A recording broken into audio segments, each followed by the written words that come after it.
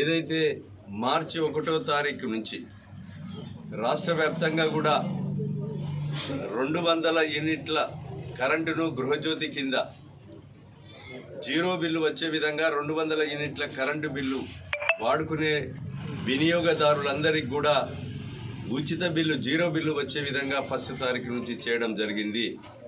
అందులో భాగంగా ఈరోజు కార్యక్రమం పెట్టాం.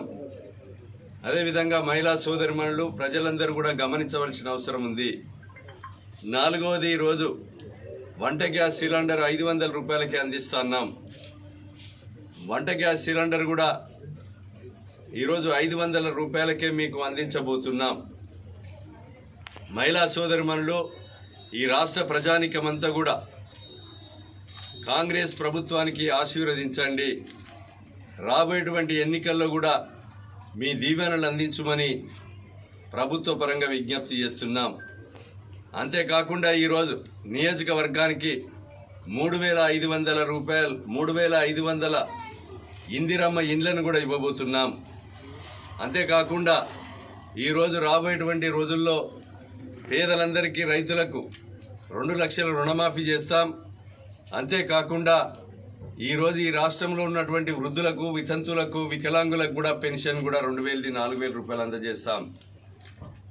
ఈరోజు కౌలు రైతులకు కూడా రైతు బంధు ఈరోజు మిగతా ఎన్ని ఎకరాల వరకు ఇవ్వాలని రాష్ట్ర ప్రభుత్వం ఆలోచన చేస్తుంది. వాళ్ళందరూ కూడా రైతు బంధు ఇచ్చి ధరణిని రద్దు చేసి దున్నుకునే ప్రతి రైతుకు ఈ రాష్ట్రంలో భూములలో దున్నుకుంటాం, పట్టా పాస్ పుస్తకం రాక, రైతు బంధు రాక, రైతు బీమా రాక, పంట రుణం రాక ఇబ్బంది పడుతున్నారు. కనుక అలాంటి వారందరికీ దున్నుకునే కారజ్ ఖాతా, సీలింగ్ ల్యాండ్ ఖరీదు పెట్టి కొనుక్కున్న భూములన్నీ కూడా పట్టా పాస్ పుస్తకం ఇప్పించి రైతు బంధు, రైతు బీమా, పంట రుణం వచ్చే విధంగా ఈ ప్రభుత్వం 1 రూపాయి లంచం లేకుండా నిజాయితీగా పనిచేయడం జరుగుతుంది. దీన్ని రాష్ట్ర ప్రజానికం, భూపాలపల్లి నియోజకవర్గ ప్రజలు, అన్ని వర్గాల ప్రజలు పార్టీలకు అతీతంగా మీ దీవెనలు అందించమని విజ్ఞప్తి చేస్తున్నాం. మీ ఆశీర్వాదం కావాలని కోరుతున్నాం. ఈ ప్రభుత్వం మిగులు రాష్ట్రాన్ని 7 లక్షల కోట్ల అప్పు చేసిన ఈరోజు అప్పులు తీర్చుకుంటూ ఈ చెప్పిన మాట అమలు చేసే విధంగా చిత్తశుద్ధితో ఈ ప్రభుత్వం అమలు చేయబోతుంది. కనుక ఈ విషయాలన్నీ కూడా మేము అప్పులు చేసిన ఆస్తులు ఉన్నాయంటున్నారు. ఆస్తులు 1 లక్ష కోట్లతో కాళేశ్వరం ప్రాజెక్టు కుంగి నీళ్లు రాక ఇబ్బంది అయ్యి ఈరోజు పంటలు ఎండిపోయి గోదావరి నీళ్లలో 1 లక్ష కోట్లు ఉన్నాయి. 60,000 కోట్లు మిషన్ భగీరథ భూమిలలో పైపులేసి నీళ్లు రాకుండా ఉన్నాయి. 85,000 కోట్లు కరెంటు కొరకు అప్పు చేసి ఉన్నారు. జీతాలు లేక ఆశా వర్కర్లు, అంగన్వాడీ టీచర్లు, అదేవిధంగా పంచాయతీ కార్యదర్శులు, జెన్కో, సింగరేణి, విద్య, వైద్య, ఆర్టీసీ కార్మికులకు అవుట్సోర్సింగ్లో పనిచేసేటువంటి కార్మిక సోదరులందరికీ రెగ్యులరైజ్ చేయకుండా ఈ గత ప్రభుత్వం ఇబ్బంది పెట్టారు.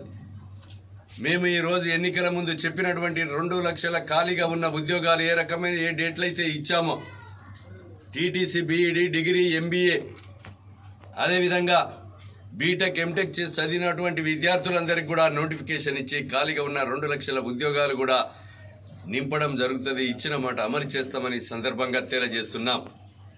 కనుక ఈ విషయాలన్నీ కూడా గమనించి ఆలోచన చేసి ప్రభుత్వానికి సహకరించండి అని భూపాలపల్లి నియోజకవర్గ ప్రజలకు, రాష్ట్ర ప్రజలకు విజ్ఞప్తి చేస్తా ఉన్నాం.